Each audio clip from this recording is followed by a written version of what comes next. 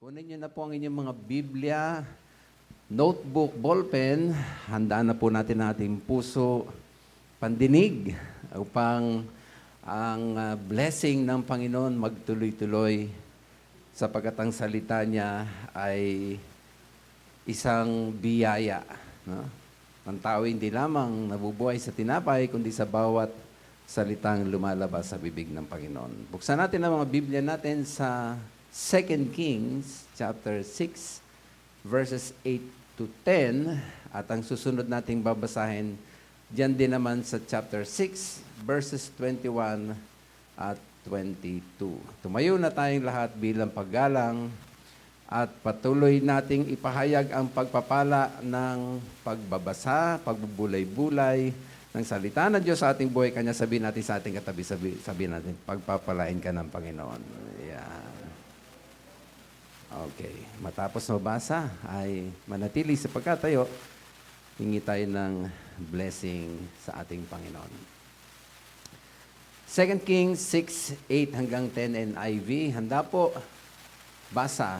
Now the king of Aram was at war with Israel.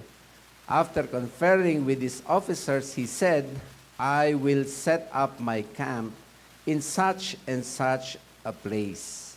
The man of God sent word to the king of Israel, beware of passing that place, because the Arameans are going down there. So the king of Israel checked on the place indicated by the man of God. Time and again, Elisha warned the king so that he was on his guard in such places. As soon as the king of Israel saw them, he said to Elisha, my father, shall I strike them down? Shall I strike them down? He answered, you shall not strike them down. Would you strike them down, those whom you have taken captive with your sword and with your bow? Set bread and water before them, that they may eat and drink and go to their master. Salamat, Panginoon, sa banal mong salita at patuloy kaming sama-samang dumudulog sa iyo na kami ay hawakan mo at samahan. Gusto naming full attention sa iyong word. Walang makaabalang mga problema, kaguluhan, lalo na mga masasamang espiritu, sapagkat kami ay talagang pinaghandaan mo ng iyong banal mong salita. Ay dahil diyan, lukuban mo kami ng banal mong dugo, magpadala ka ng mga angels, magmi-minister sa aming kalagitnaan so that walang mamimiss na word mong aming matatanggap. Bata, matanda, member attender, nandito o nasa online, mapagpapala ng iyong banal na salita. Magsalita ka sa amin, makikinig kami at magpapailalim sa power at authority ng iyong word. In Jesus' name, amen. Salamat.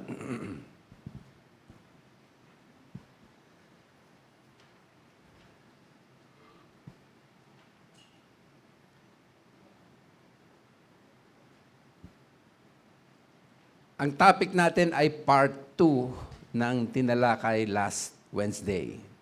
Paksa po ay Seeing God's Peace in a Violent World.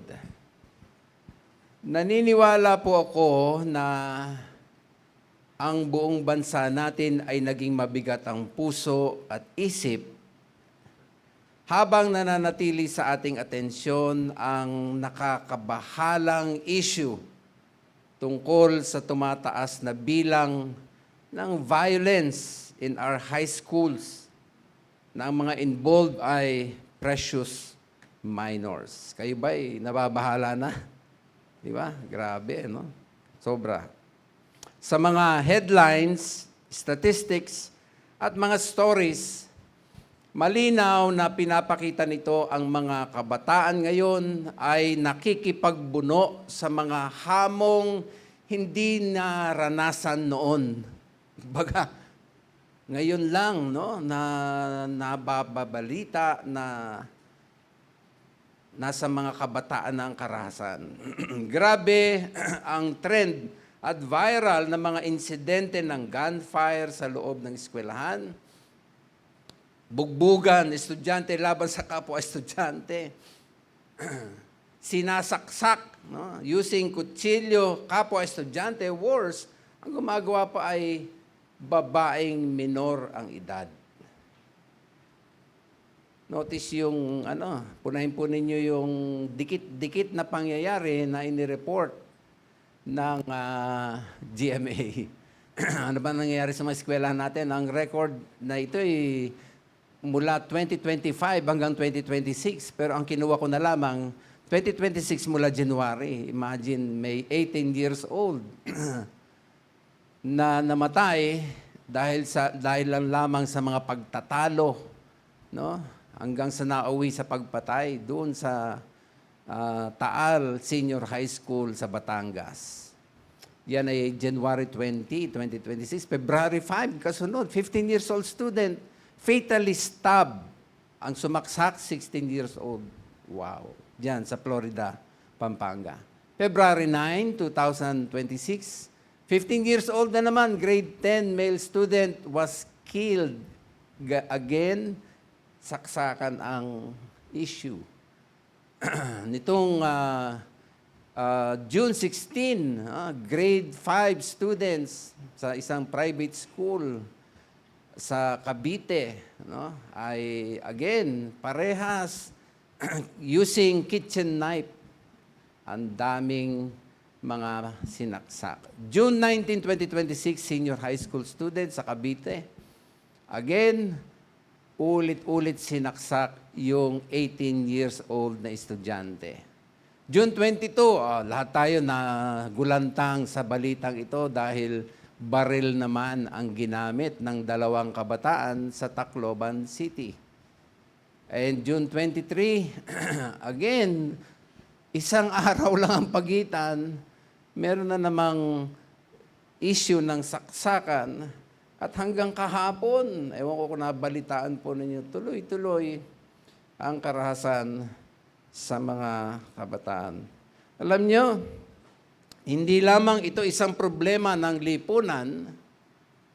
Ako po'y naniniwala ito isang spiritual na crisis. Okay? It's beyond mental issue. May kinalaman ng mga masasamang espiritu na pumupuspos using yung mga kung ano-anong exposure na in-inspire ng mga demonyo kung kaya pumasok sa puso't isip ng mga kabataan ng karahasan. Ibig lamang sabihin ay talagang nangangailangan ng ating bansa ng sama-samang pananalangin. Agree? Kahapon, praise God sa mga dumalo sa prayer breakfast. Yan ang isa sa binigyan ng focus ng pananalangin. Kailangan natin magnilay-nilay at ito pa, kailangan nating magsaliksik. What? Ba't pati tayo kailangan magsaliksik? Ay kasi, ano ba ang message ng Lord sa atin sa mga pangyayaring ito?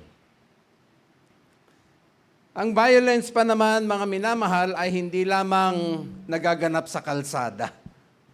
Ang violence ay mismo nasa loob ng ating tahanan. Merong violence sa work, merong violence sa social circles.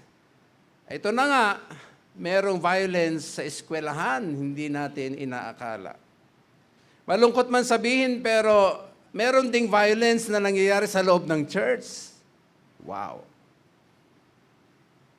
Alam niyo po ba na sa Bible, pag pinag-aralan po ninyo, ang violence ay hindi lamang intentional use of physical force sa kapwa, sa grupo, sa community, na ang resulta ay injury o death.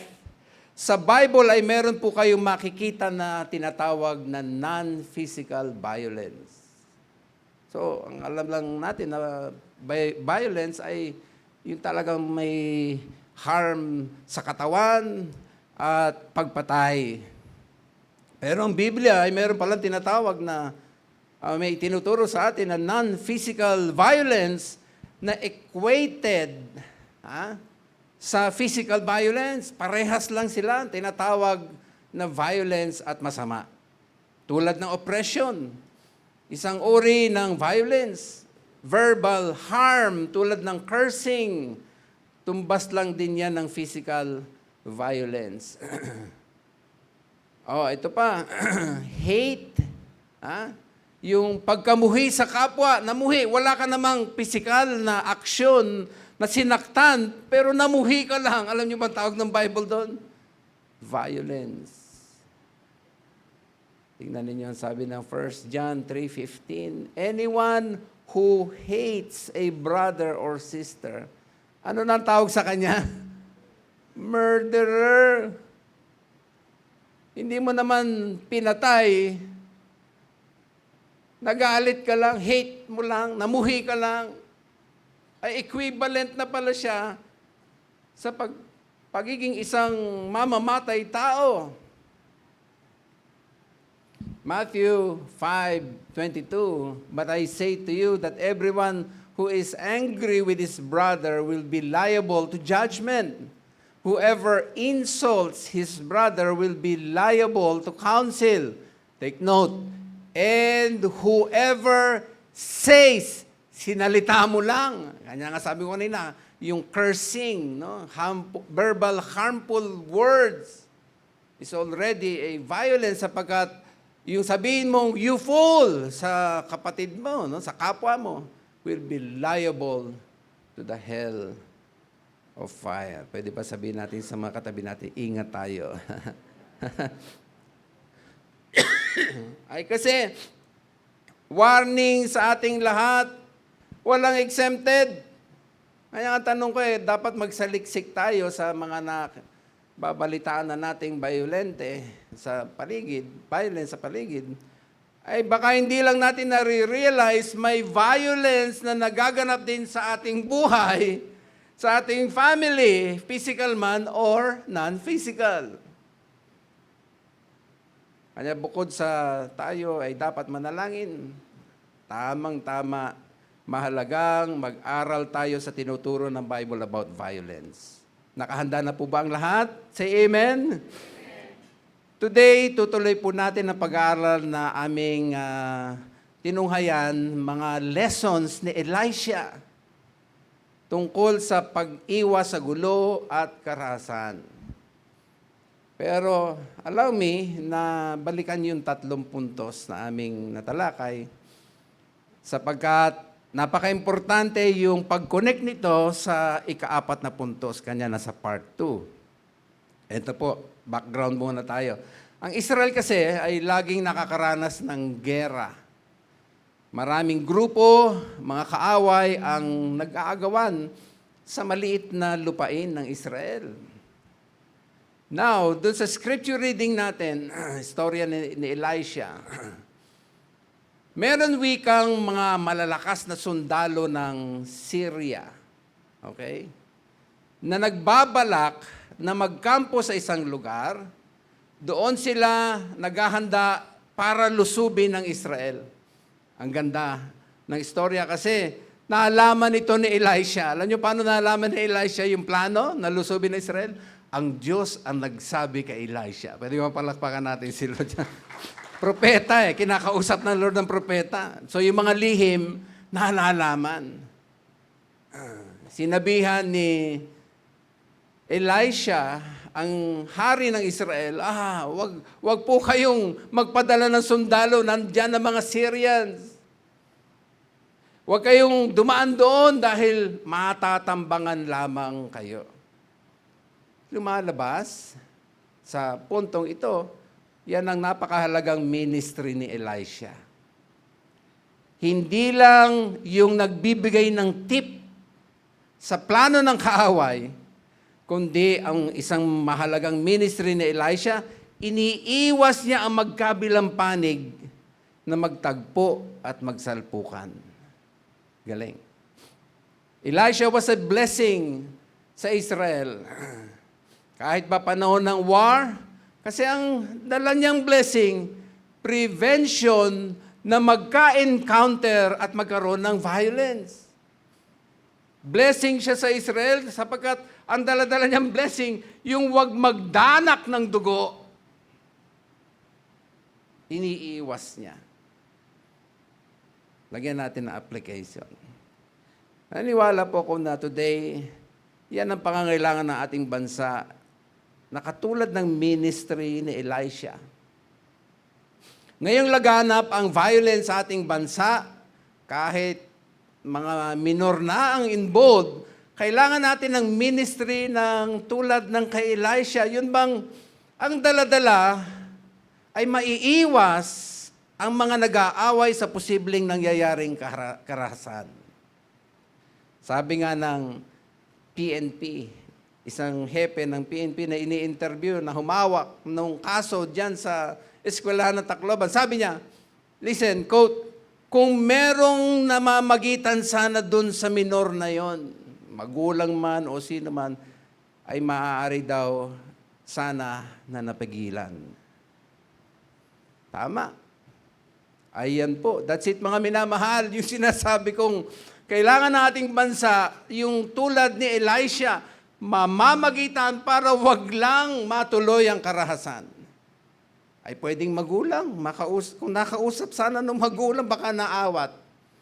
Parang ministry ni Elisha. Tatayo para maiiwas ang karahasan. Yun bang ang goal ay maging tayo yung tulay ng pagkakasundo? Ba?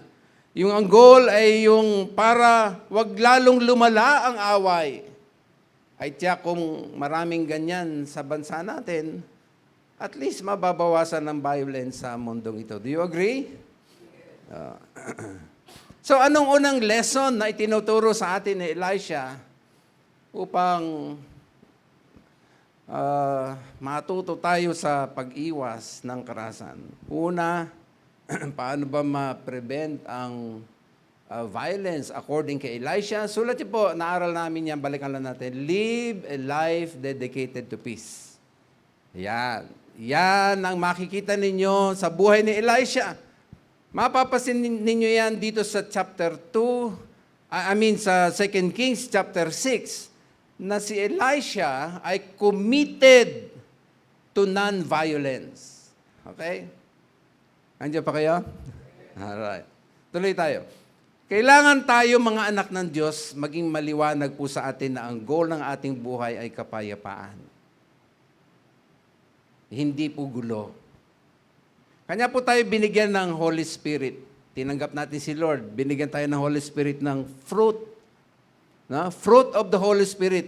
Love, joy, peace. Kaya tayo nilagyan ng peace. Kasi tayo yung instrumento sa magulong sanglibutan. Ay dapat mag-impulso na natin yung magkasundo-sundo, hindi yung mag-away-away. Normal na nagko-conflict, nasasaktan, pero dapat lagi pa rin i-goal natin sa buhay ang magkasundo-sundo. Ang magkaroon ng katahimikan, hindi yung laging may nananalo. Ano ibig sabihin? Kasi yung gusto natin na laging mananalo, siyempre may matatalo. Tama? Ay, siyempre, pag may natatalo, masakit yung loob. Natalo eh. Kanya hahanap lang yun na pagkakataon, gaganti rin yun. At pagka gumanti, natural, may matatalo na naman. Ay, gulo na naman. At pag magulo, may mananalo na naman uli. May matatalo, walang katapusan. Ikot-ikot, nakaguluhan. Ay, mga minamahal, dapat ganyan sa mga mag-asawa. Dapat ganyan sa mga magkakapatid. Dapat ganyan sa mga magkakaibigan.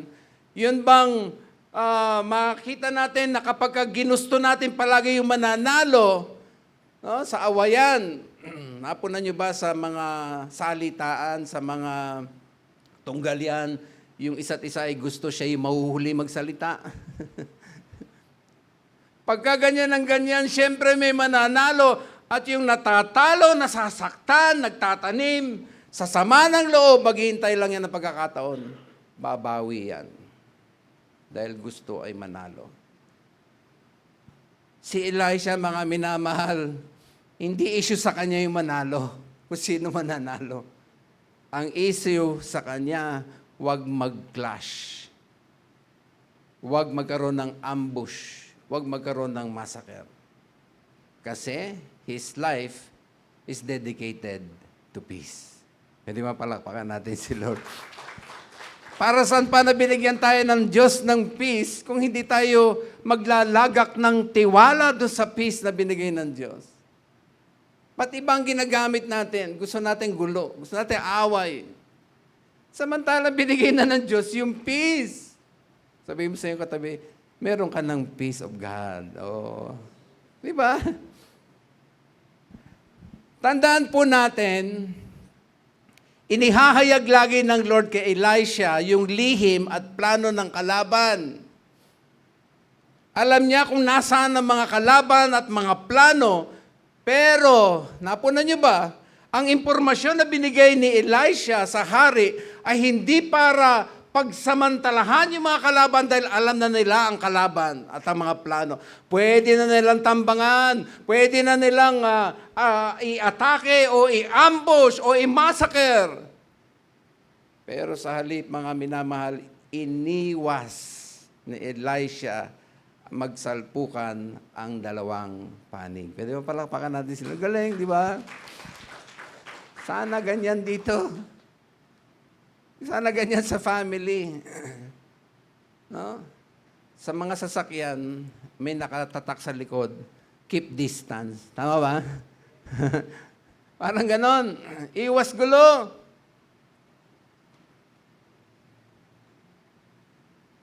Dito, mga minamahal, kitang-kita kung paano i-practice ni Elisha yung commitment niya sa kapayapaan. Malungkot man sabihin, palagi ko sinasabi yun, malungkot man sabihin, kasi pagka Christian ang pinag-uusapan, talagang malungkot pag hindi gano'n na nangyayari kapayapaan. Malungkot man sabihin, ay pero meron mga Kristiyano, mga mananampalataya, tagasunod ni Jesus, pero ang gusto, gera. Gusto ay away. At meron, violente pa. Some war freak, aggressive masyado. At marami na ako na-witness sa pagtutunggalian ng kapwa Kristiyano, nagmumurahan pa. Alam niyo, naka-witness po ako ng isang sasakyan ng simbahan diyan sa may Mandaluyong. May tatakpan ng church, yung pangalan. Yung nagdadrive, pastor. Ginawa, habang nagdadrive, kinat siya ng isang driver. Ay, naku, maniwala kayo, nag-init ang ulo, nagpanting ang tenga, hinabol. At pagkatapos binara niya agad. Kitang-kita ng marami, matapos na tumigil ang sasakyan, ay kumuha, dali-daling kumuha ng bote ang pastor na ito at ipupukpok doon sa ulo ng driver na yun. Kanya ako binabanggit ang mga ito hindi para siraan ng pastor, na kapwa ko pastor, kundi panawagan sa mga mananampalataya, lalo na sa mga nagdadrive. Sino po nagdadrive? Pakitaas ang kamay. Ingat po tayo. Huwag po tayo maging mainiting ulo agad. Kung may nangkat sa atin, may gumawa ng hindi maganda, ay pinapatulan na natin ng galit din. Sabihin natin sa ating mga katabi, ingat. Huwag tayo maging ganyan. Dapat ang mga mananampalataya maging katulad ni Elisha, committed muna sa kapayapaan. Amen? Psalm 34. Tumalon. Yan. 34:14. Basahin natin sabay-sabay. Ready, go. Turn away from evil and do good. Seek peace and pursue it. Ganon. How else do you prevent violence? Ano ang secret pa ni Elisha? Pangalawa na aral namin. piniprevent niya at iniiwasan yung konfrontasyon, as I've said. Hindi lamang committed sa peace, talaga iniiwas niya sa kaguluhan. Strategy ni Elisha. Elisha directed his people away from trouble. Hari, huwag kayong dadaan doon. Nandun ang kalaban. Tsak, salpukan. Danak ang dugo. Iwas po, iwas. Hindi niya isinusuong sa gulo ang Israel. Iniiwas niya sa anumang uri ng karahasan. At dapat ganun din po tayo mga anak ng Diyos, sa ating mga mahal sa buhay, kaibigan, at mga kasamahan. Romans 14:19. So then, let us pursue what promotes peace and what builds up one another. Do all that you can, sabi ng Romans 12:18, do all that you can to live in peace. Kanino? With everyone. Kahit ba sa kalaban. Hebrews 12:14, make every effort to live in peace with everyone and to be holy. Without holiness, no one will see the Lord. Halimbawa, ikaw yung isang babae na nakasakay sa jeep. Yung katabi mong lalaki, pilit kang kinakalabit. Hindi mo naman kilala. Pero yung kabilang katabi mo ay boyfriend mo. Diba? Tapos isusumbong mo, mahal, kinakalabit ako. Alam niyo ba, ang ginagawa mo actually ay isinusuong mo ang boyfriend mo sa panganib at gulo? Anong gusto mo? Ipagtanggol ka agad? Kung ikaw yung babaeng umiiwas sa gulo na tulad ni Elisha, ay baka mas magandang gawin na yayain mo na lang na bumaba kayo ng boyfriend mo upang umiwas sa gulo. Tama ba? Very practical. Dahil pag hindi mo ginawa yon, ay isinusuong mo hindi lamang ang iyong boyfriend, pati ang sarili mo sa kaguluhan. Kuha po natin. Ay dapat i-apply po natin sa ating pamilya, sa mga magkakaibigan, sa office, kahit po sa church. Pag merong parehong galit, huwag muna pagtagpuin. Daanin muna sa panalangin. Amen po ba? Miski mga abogado, ay alam po nila yung prinsipyo na yan pag kami mag-asawang talagang hindi na magtagpo. Ang palagi sinasabi ng abogado, cool off muna, wala muna usap, palamig muna. Yun ang ginagawa ni Propeta Elisha. Ina-avoid, piniprevent ang magkaroon ng konfrontasyon. Pangatlo, na iniiwan sa ating aral po ni Elisha, ay wag daw pagtatagpuan ang galit at ang ipangtatagpo mo ay galit din. Do not meet anger with anger. Tuloy po natin ang istorya. Nandiyan pa po kayo? Alright. Nung nalaman nung haring Syria na si Elisha ang nagtitip sa hari ng Israel sa plano ng paglusob, subaybayan natin. Go find out where he is, sabi ng hari ng Syria. At nag-utos, so I can send men and capture him. The report came back, nasaan daw siya? He is in Dothan. Tuloy natin. Then he sent horses and chariots and a strong force there. They went by night and surrounded the city. Kaumagahan, pag tinuloy niyo ang pagbabasa ng text, paglabas ng servant ni Elisha, nakita niya, pinapaligiran sila ng napakadaming soldiers na huhuli kay Elisha. Siyempre, super ang takot ni Elisha. Ni-report niya ng servant Elisha. Ni-report niya agad dito kay Elisha at, andiyan ba kayo? Pinalakas ng loob ni Elisha yung servant niya. Alam niyo paano pinalakas ng loob ni Elisha yung kanyang servant? Pinag-pray niya, sabi niya, Lord, mulat mo ang mata ng servant ko. Ay, minulat ng Diyos ang kanyang spiritual eyes. Alam niyo, nakita ng servant, napakadaming angels na nakasakay sa chariots of fire, mas marami pa doon sa mga soldiers na aatake sa kanya. Pwede ba palakpakan natin si Lord? Di lang natin nakikita, marahil meron po mga angels sa ating paligid ngayon na nagbabantay sapagkat alam nila na tayo'y nasa panganib at tayo'y pinadalahan ng Diyos ng pag-iingat. Amen ba? Pwede ba palakpak tayo kay Lord dyan?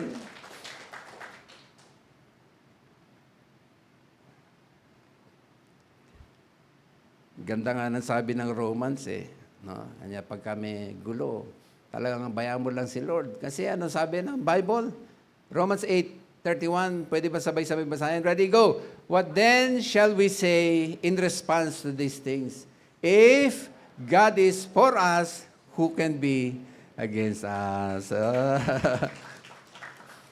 Alam niyo kasunod na nangyari matapos na namulat ang mata. Nakita, ito naman pala marami pala tayong kakampi. Ito na. Lulusob na ang mga soldiers para hulihin si Elisha.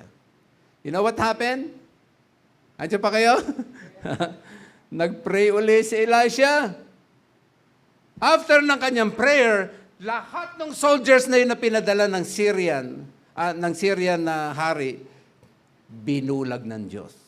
Pwede ba palakpak ulit tayo kay Lord? What's next? Tignan natin. Ito na nangyari. May lesson to And Elisha said to them, bulag na this is not the way and this is not the city. Follow me and I will bring you to the man whom you seek. Hindi nila alam si Elisha yun. Bulag na And he led them to Samaria. As soon as they entered Samaria, Elisha said, Oh Lord, pray uli, Oh Lord, open the eyes of this men, that they may see.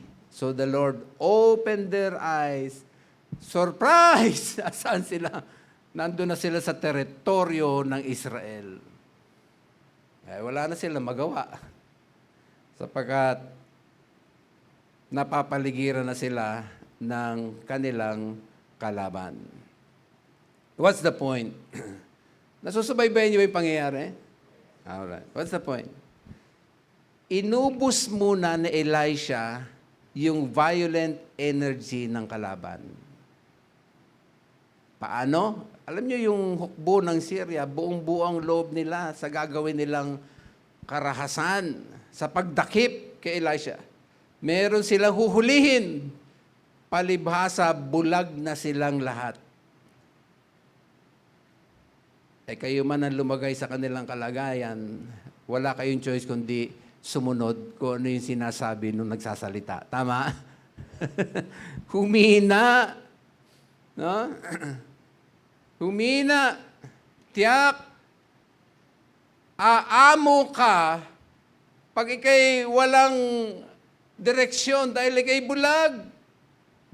Kanya wala na sila sa fight mood. Wala na talagang energy para gumawa pa ng karahasan. Now, dahil humupa na ang loob, lumamig na ang maiinit nilang damdamin, nung malamig na yon, humupa na, saka nag-pray si Elisha, buksan mo na ang kanilang mga mata. Wow.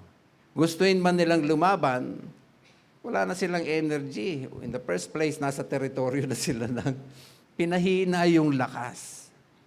Alam nyo, huwag nyo mapalampas. Ang galing ng strategy ni Elisha sa pag-handle ng trouble. Para ma-prevent ang gulo, hindi niya pinag-pray yung mga angels. Lord, bayaan mo itong mga angels na ito na nakasama namin, kakampi namin. Bayaan mo sila ang lumipol sa mga soldiers na ito. Hindi yun. Hindi niya sinalubong ng galit yung galit. Sa halip ang ginawa niya, pinahina niya yung lakas nung kalaban. Lagyan natin na aplikasyon. Alam niyo, maging wise po tayo sa mga awayan. Wag na wag niyong babanggain ng galit sa pamamagitan din ng galit. Do you agree? Kasi ang galit kadalasan nagdidilim ang paningin. Ang galit nagdadala sa kawalang katwiran. Nagkakaroon ng adrenaline power ang sinuman. At kung ang kalaban mo ay talagang malakas, huwag mo pang dagdagan ng magpapalakas sa kanya. Paano ba pinapalakas ang kalaban? Salubungin mo ng galit, lalong gagaling, lalong lalakas ang kanilang galit. Tama ba? Subukan mo sumagot sa taong nagagalit sa iyo. Tapatan mo ng galit. Anong kasunod na balik sa iyo nun? Mas matinding galit. Tama? Yun ang prinsipon. Huwag salubungin ng galit ng galit. Huwag po ninyong gagalitin ang kalaban. Nandyan pa kayo? Huwag ipoprovoke. Huwag tutuksohin. Sikreto ni Elisha, pinahina muna niya ang kalaban. Di ba dapat lang pag may hinaharap tayong ganyan, pahinain natin ang ating kalaban? Paano pinahina ni Elisha ang mga kalaban? Ito na yung dagdag. Ito na yung part 2. Sulat niyo. Yan. Anong sabi? Make the enemy's heart melt first. Palambutin muna ang puso ng kalaban. Win over the adversary's heart. Okay? Paanong paraan na ginawa ni Elisha yan? Tingnan natin itong, di ba, nalagay na dun sa kalagitnaan. Sabi ng hari, violente yung hari. Pwede ba papatayin ko na yan? Total na dito na. Sabi ni Elisha, no, no, no. Anong sabi ni Elisha? Basahin nga natin. Set bread and water before them, that they may eat and drink, and go to their master. Ibang klase makigera talaga itong si Elisha. Imagine, ang prescribe niya, no, ay hospitality and kindness. Pwede nang patayin, pwede nang puksain ang kalaban. Pero sinabi ni Elisha, no, no, no, no!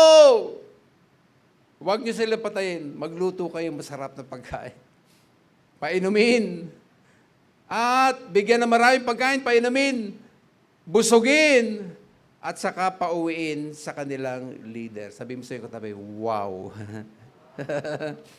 Anong hamon sa atin dyan pag tayo ay nakaka-encounter ng conflict? Paano makaprevent sa kaguluhan? Magpayo po tayo ng kapayapaan. Ang ganda ng payo, hindi laban, pakainin. Amazing. Hindi gulo. Nakapagtataka, sabi ko nga, uulitin ko, nakakalungkot pag maraming Christian ngayon ang gusto, isusuong pa ang sarili o ang kapwa sa kaguluhan. Ay wag ninyong iisipin na yan na ipinapayo ng ating Panginoong Jesucristo. Sabi ni Elisha, alam mo, hari, imbis na matahin silang lahat, saktan, pakanin mo na lang, busugin mo na lang, at saka pauwiin. Alam niyo kung makitid ang utak ni Elisha, ay pwede niya sabihin, pagkakataon na natin ito, hari, gantihan na natin, patayin na natin sila lahat. Pero mga minamahal, dahil si Elisha ay matalino, maka-Diyos. Ano sabi niya? Pagkakataon natin ito para gumawa tayo ng mabuti. Palambutin ng kanilang puso. Huwag sayangin ang pagkakataon na ito. Wow! Pwede ba palakpakan natin si Lord dyan? Ang wise na tao ay nakakakita ng golden opportunity. Si Elisha, pagkakataon para tapusin ang away. Okay? Hindi apuyan pa. Pinalambot ang puso. Nakita niyo ba yung diplomacy na approach? Pakanin, saka pauwi ng busog. Anong resulta? Sundan natin. Anong resulta? Balikan natin yung 2 Kings 6:23. So he prepared for them a great feast, and when they had eaten and drunk, he sent them away. Oh, basahin nga natin yung may guhit. Ready? Go. And they went to their master, and the Syrians did not come again on raids into the land of Israel. Pwede ba palakpakan natin? Ano nangyari? Naging kaibigan nila yung dati nilang kaaway. Wow. Ibig nyo nahimik ang nang-aaway sa inyo? Gawan nyo na mabuti. Yun lang ang secret. Ano, may iba't ibang bansa na may sari-sarili silang kawikaan, mga proverbs, na ang principle, pinapakita nila na ang pinakamahusay wika na pakikipaglaban sa enemy, yung gagawan mo sila ng kabutihan.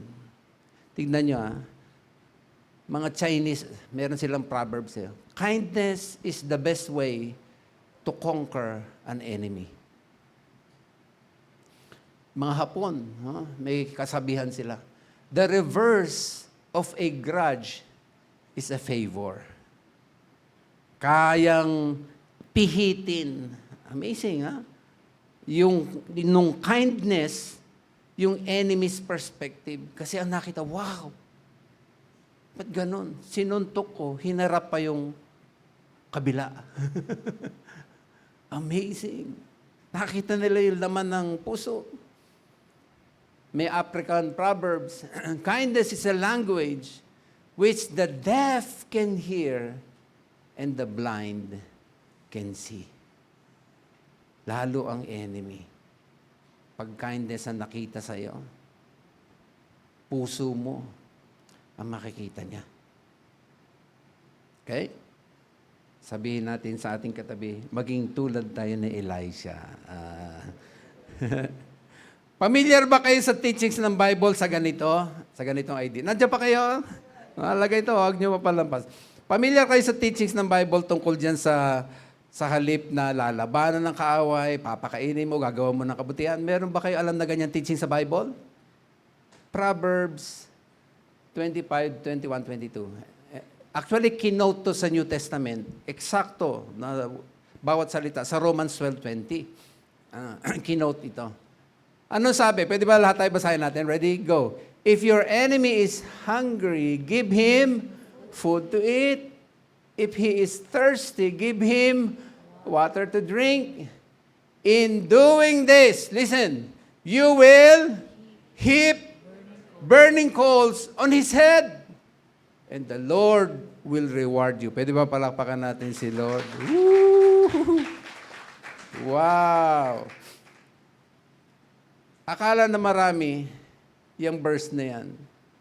No? Kino-quote lalo yan, yung dulo na yan, yung kabutihan na ginawa mo sa iyong kaaway, naglalagay ka raw ng parusa sa kalaban mo dahil para daw siyang sinusunog. So parang gano'n ang alam ng marami. We must understand this text in the biblical culture. Paano ba sila nagluluto nung araw? Wala namang posporo, wala namang lighter. So paano sila nagsisindi ng kalan? Paano sila nagsisindi ng kanilang mga oil lamp? Saan galing ang apoy? Bawat bahay sa Bible land, merong silang parang maliit na lalagyan ng abo. At laging merong baga doon. Pag naubos na yan, lalagyan nila uli ng bagong kahoy para mag-apoy tuloy-tuloy yung baga. Walang dapat na panahon na mamamatay ang baga. Dahil dyan nga sila kumukuha ng pangsindi. Yan ang pinaka-posporo nila. Dapat pinapalitan palagi ng gatong para kung kailangan na apoy, meron available. Paano kung nakalimutan lagyan? Nagkakamalian tao, nakakalimutan tao. Halimbawa, namatay yung apoy. Pupunta, wala naman silang posporo eh. Pupunta sila sa kapitbahay. Sabi mo sa iyong katabi, punta tayo sa kapitbahay. Okay? Manghihingi ng apoy. Wala naman posporo eh. Nung araw, layo-layo po ang bahay at dahil maburol ang Israel, talagang nung araw, ganito po, nilalagay sa ulo lahat ng daladala para yung kamay, walang dala, pangkapit sa puno, pag bumababa sa bundok, panghawak, lalo kung madulas. So ang mga lalagyan, nilalagay sa ulo. Parang nung araw sa amin sa lugar sa Malabon, ang mga nagtitinda ng tinapa ay may bilao sa ulo. Okay? Tapos sumisigaw, "Tinapa! Bili na kayo!" May tono pa yun, "Tinapa!" May subo-subo pang Alhambra. Inabot niyo ba yan yung Alhambra? Brother Joe? Brother, naalala mo Alhambra?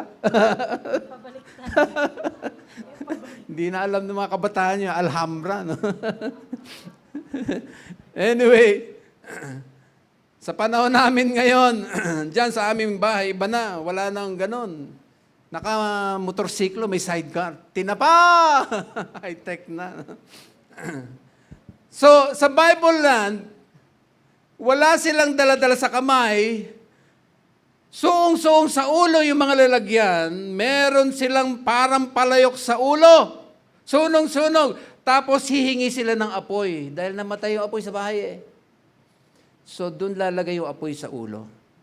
Wow. Parang yung mga may kandila sa sayo na ganyan, may kandila dito. Nababalansin nila yon kasi panghawak nga nila yung kanilang kamay. So, hindi yun parang parusa na pag ginawa mo, naglalagay ka ng apoy sa buhay niya. No. Ang tunay na kahulugan, nung kanya mo ginawa ng kabutihan, pinakain mo, ang ibig sabihin nun, tinulungan mo siya para mawala yung galit niya. Yun yung, you will put burning coal sa ulo niya. You help, binigyan mo siya ng liwanag. Binigyan mo siya yung kailangan niya na pangluto. Yan. So yun ang ganda. Kanya ang kasunod, ano yung dulong-dulong word? The Lord will reward you. The Lord will reward you. Kasi tumulong ka doon sa kalaban mo. Imagine mo kalaban mo, tinulungan mo. Antindi, no? Principle ni Elisha. Palambutin ang puso sa pagtulong. Pagka pinakain mo, ginawan mo ng kabutihan ng kaaway mo, actually, tinutulungan mo siya na mawala yung galit niya. And that's true. Doon lumalambot ang puso ng taong nagagalit sa iyo. Yun lang ang ibig sabihin yung text na binasa natin na Proverbs. 1 Peter 3:9, do not repay evil with evil or insult with insult. On the contrary, ano sabi? With blessing. See that? Because to this you were called, diyan tayo tinawag. That you may inherit a blessing. Huwag suklian ng masama ang masama. Kasi yan din na ibabalik sa iyo. Huh? Never make people angry, mga kapatid. Angry people are dangerous. Sila ay strong. So how do you prevent violence sa kanilang kalakasan? Sabi ni Abraham Lincoln, the best way to beat your enemy is to turn him into a friend. Yun ang tunay na panalo. Yung kalaban mo kahapon, kaibigan mo na ngayon. Kasi ginawan mo ng tama. Kindness ang sinukli mo sa evil. Mahirap kaya yung kalaban mo kahapon, kalaban mo pa rin ngayon. Ang hirap niyan. Bigat yan. At hindi ka panalo dyan. Talo, walang reward. Ano man ang iyong kapangyarihan, impluwensya, lakas, posisyon, gamitin mo lahat yan sa pag-promote ng kapayapaan. Mga kapatid, anong gulo may nangyayari sa inyong buhay?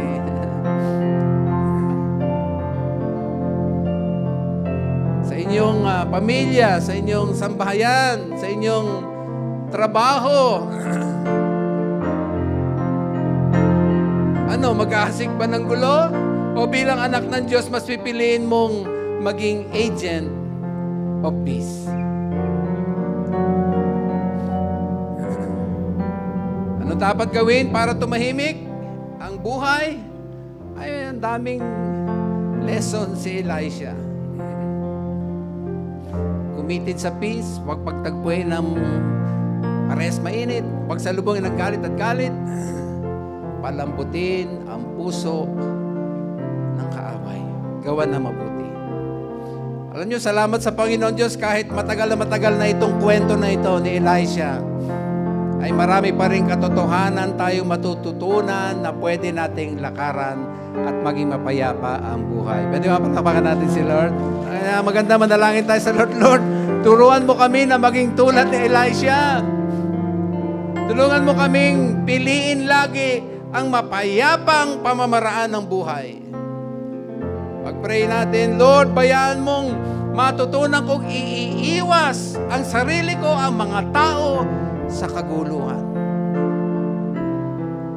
Elijah's deed was spiritually superior. Hindi siya pumatol, hindi nakilevel sa gusto ng kalaban.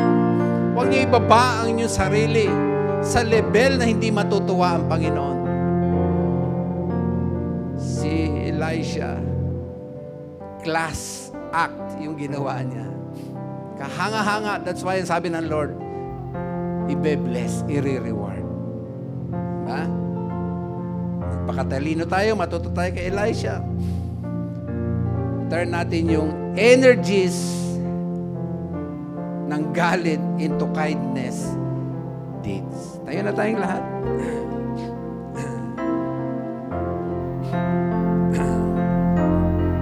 Let's pray. Salamat aming Diyos. Yun ang message mo sa violence ng mga news na halos araw-araw naririnig namin. Ang hindi lamang kami mananalangin sa kapayapaan, kundi magsasaliksi kami ng aming buhay. Kung baka hindi lang namin nare-realize ay meron din palang violence sa aming mga buhay, sa aming pamilya, physical man or non-physical, O God. Sana ang aral na ito ay maghamon sa aming lahat na ang mas pipiliin namin ay hindi kaguluhan, kundi kapayapaan. Yayamang binigay mo na ang peace. Fruit of the Holy Spirit is love, joy, peace. Ay ang peace na yan ay aming gamitin upang mabawasan ang karahasan sa mundong ito. Gamitin mo ang aming buhay na maging parang tulay na makapamagitan sa mga taong nakakaranas ng conflict, na may iwas lamang sila sa kaguluhan. Gamitin mo lamang ang aming mga buhay.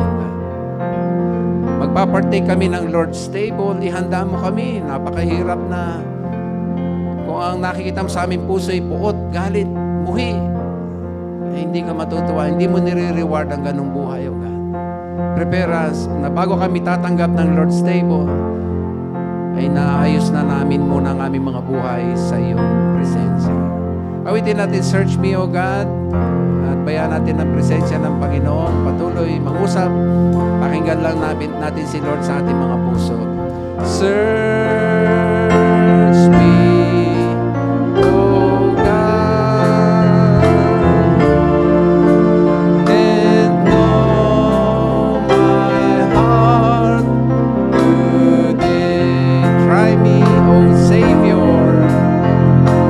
Try me, O Savior. Know my thoughts, I pray. See if there be some wicked way. See if there be some wicked way in me.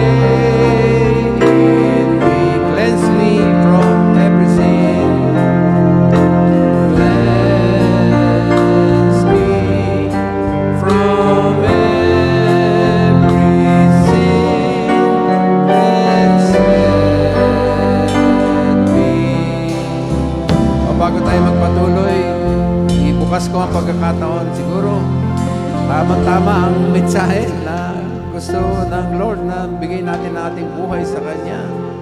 Gusto ng Lord na magamit niya ang ating mga buhay. Di ba sarap na dalhin ang buhay at sabihin natin, Lord, gusto kong maging tulad ni Elisha.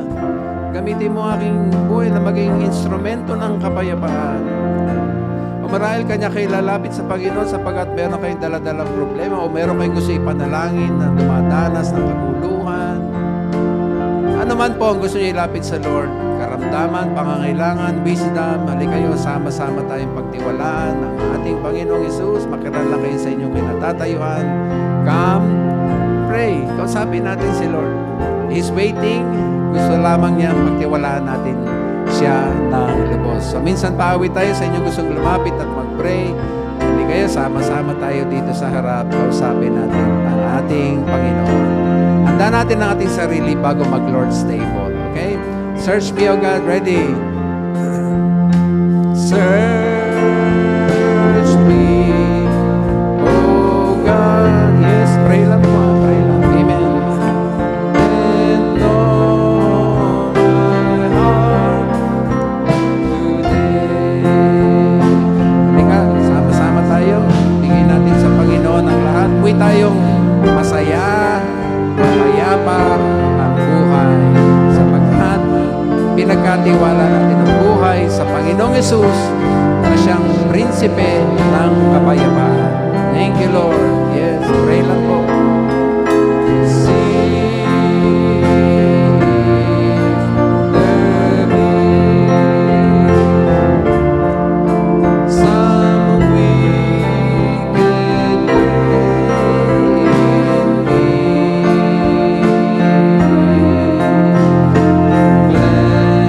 Cleanse me from every sin and set. Hindi na tayo aawit. Pakinggan na lang natin ang tugtog. Pero sige lang po, kausapin nyo lang ang Panginoon.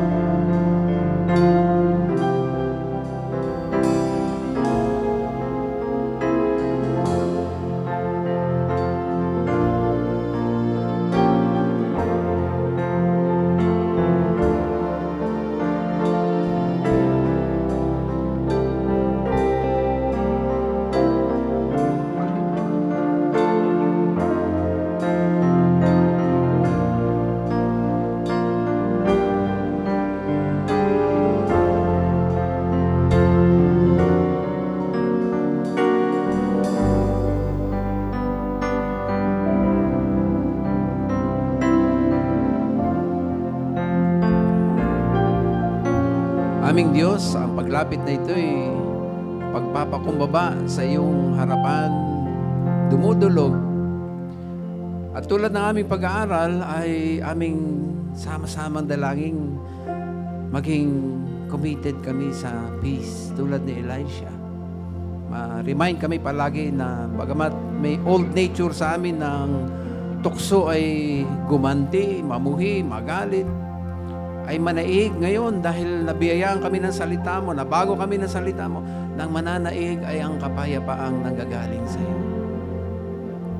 Tulad ng aming naaral ay dalangin din namin gamitin mo ang aming mga buhay tulad ni Elisha na mga tulay, bridge, kasangkapan para makatulong sa paglayo sa kaguluhan ng mga hindi nagtatagpo. At higit, turuan mo kami, katulad ni Elisha, paano magpalambot ng puso. Teach us, Lord, lahat ng mga bagay na ito sapagkat dito ka natutuwa. Ito yung panalong buhay. Ito yung buhay na nire-reward mo, pinagpapala mo. May mga lumapit dahil may karamdaman, pagalingin mo na po in the name of Jesus. May lumapit kasi may problema o baka may pinag-pray dahil merong nag-aaway na magkasundo na. Marami may lumapit kasi kailangan ng wisdom. Ano man po ang mga inilapit na ito, hawakan mo na at maluwalhati ang iyong pangalan kasi ang handog na buhay ay karampatang pagsamba. Salamat po, ikaw matakila sapagat ito ang aming sama-samang dalangin sa matamis na pangalang Hesus.